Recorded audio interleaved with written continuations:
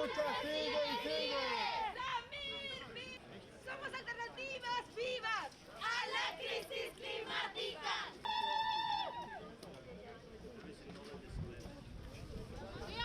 We want that genocide to stop now.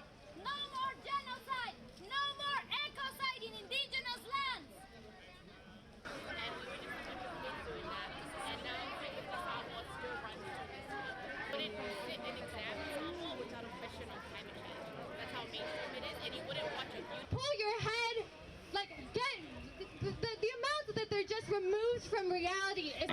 I've lived through 3 major cyclones. I've seen the floods go into our homes, and I've scooped out the muds. I've said this morning that I can recall the smell of mud, like mud that comes up to your knee, because that's our reality of when the floods come in. It leaves behind the residue and what it's like to scoop that out of homes, and that's just the lived reality of youth, of young people that live within climate vulnerable communities.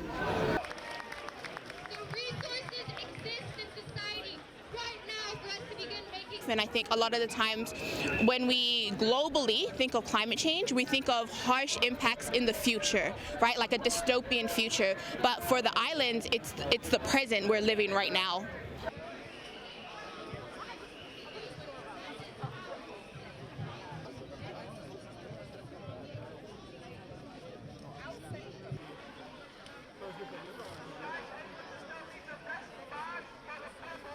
You're not useless for the fact that they allow this to happen, they allow civil society to get together, they allow indigenous voices to be heard, BIPOC voices, voices from the global south, but I don't think that world leaders discussing there is of any use because they are only saying what they have been saying for decades, which is only false promises, targets that are so-called ambitious but are actually full of loopholes.